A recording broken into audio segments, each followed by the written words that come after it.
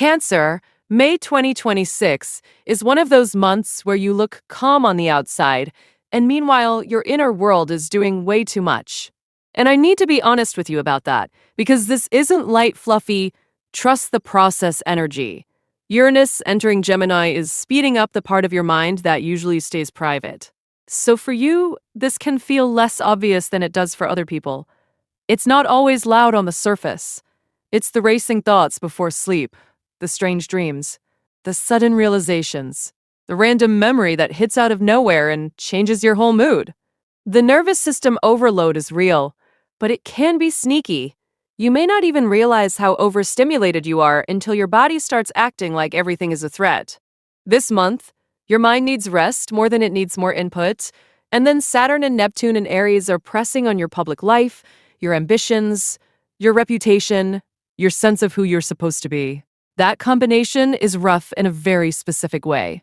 Saturn brings pressure to mature. Neptune dissolves certainty. So you can end up feeling like the responsibilities are real, the expectations are real, the consequences are real, but your sense of direction is blurrier than usual. That's exhausting. It can make you question whether the role you've been playing out in the world still fits. It can make you feel like you're carrying weight you didn't exactly volunteer for. And because you're Cancer, when your outer life gets demanding, your first instinct is usually to retreat inward and get protective. The problem is, you can't fully hide from this one. May wants you to grow up in public a little bit. Mentally and emotionally, this month can feel like you're absorbing too much. Uranus and Gemini can bring flashes of intuition that are actually useful, but it can also make your inner dialogue way too active. You may overthink conversations, pick up on every subtle shift in a room, second-guess yourself, and then suddenly have some weird genius insight that makes total sense. It's a lot. You're not crazy. You're just open. Too open, maybe. And when Cancer gets too psychically open, you stop being able to tell what's yours and what you picked up from everybody else. That's the warning right there. You need boundaries with noise.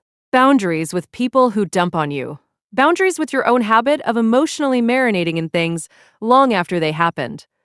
Jupiter in late Cancer does help, but not by making life easy. It's making your needs louder. That's different.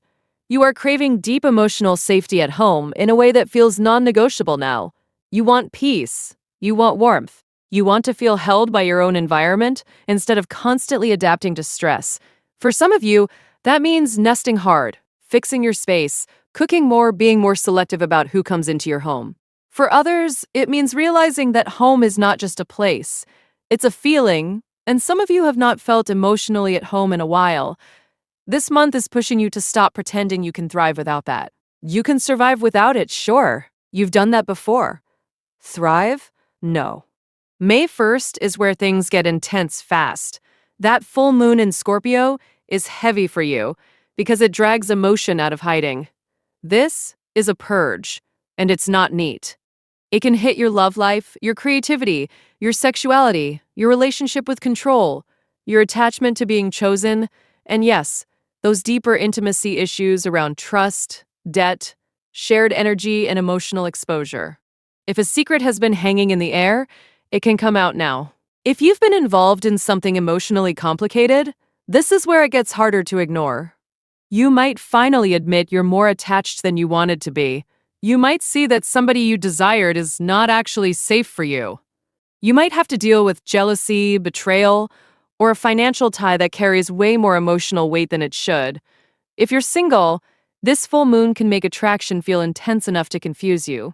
Cancer, you don't usually just want attention. You want meaning. You want resonance.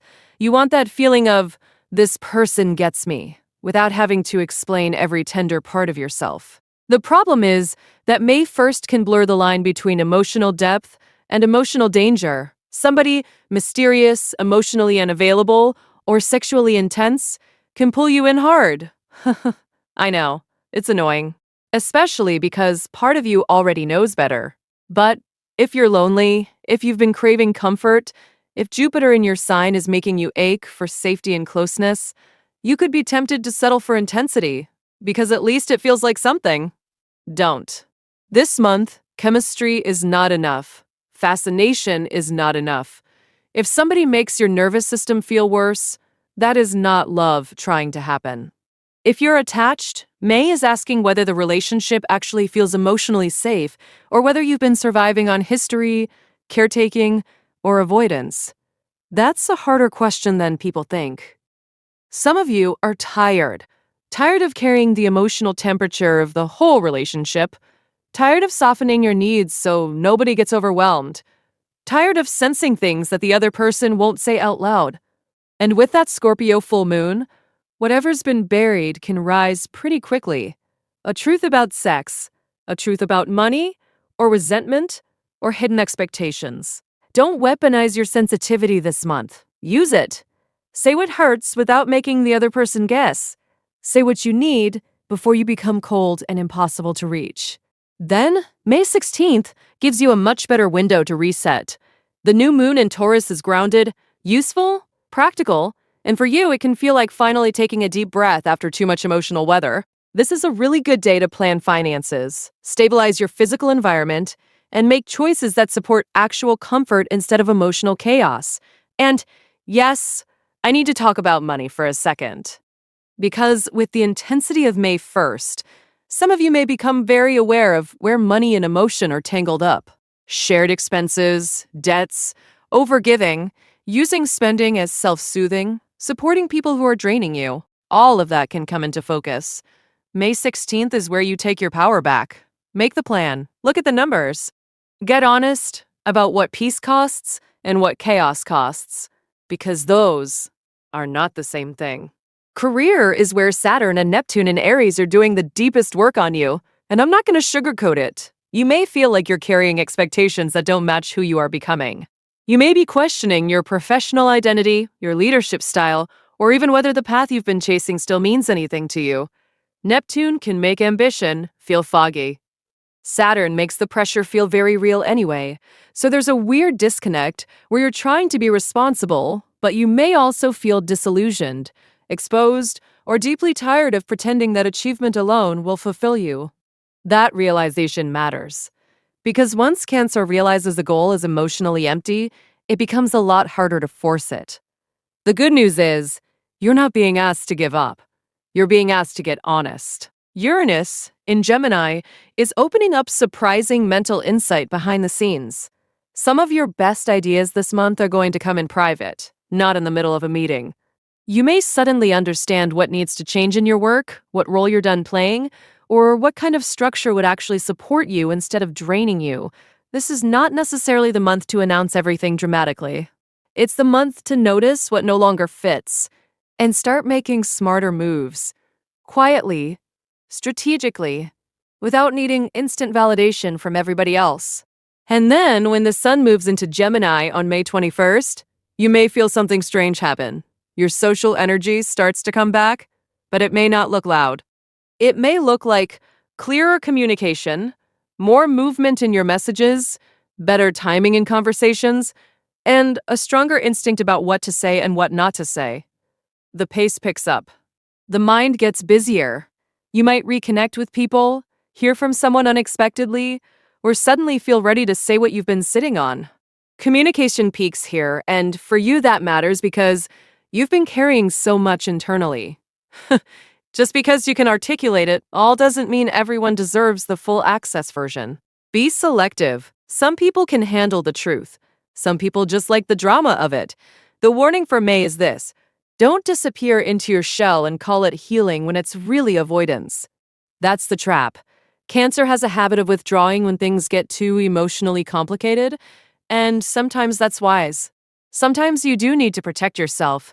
But this month, if you avoid the money issue, the intimacy issue, the career pressure, the conversation that needs to happen, it doesn't actually go away.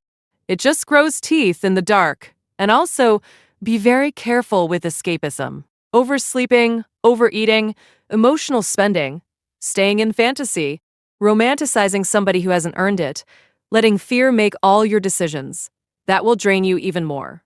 Your sensitivity is not the problem. What you do with it is. The opportunity is powerful, though. You have Jupiter in your sign, which means you are growing, expanding, becoming more visible to yourself. And that can be beautiful if you let it be real instead of performative. You get to stop apologizing for needing safety. You get to stop pretending home doesn't matter, that rest doesn't matter, that emotional consistency doesn't matter. It does, more than ever right now. Uranus in Gemini is teaching you that your mind needs freedom, but Saturn and Neptune in Aries are teaching you that your life needs integrity.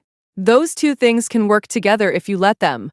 Freedom without structure will fry you. Structure without emotional truth will suffocate you. So this is how you win May 2026, Cancer. Let May 1st show you what's emotionally unsustainable, even if it's messy and uncomfortable. Use May 16th to get grounded with your money, your space, and your physical comfort. Then pay attention after May 21st when communication picks up and the energy starts moving again. Speak, but don't overshare. Reach out, but don't disappear. This month is not asking you to become harder. It's asking you to become clearer. Clearer about what safety feels like. Clearer about what drains you. Clearer about who gets access to your tenderness and who absolutely does not. And honestly, once you stop confusing familiarity with security, your whole life starts to shift. That's the real upgrade here. Not just feeling safe enough to tell the truth about what you feel, and then building your life around that truth.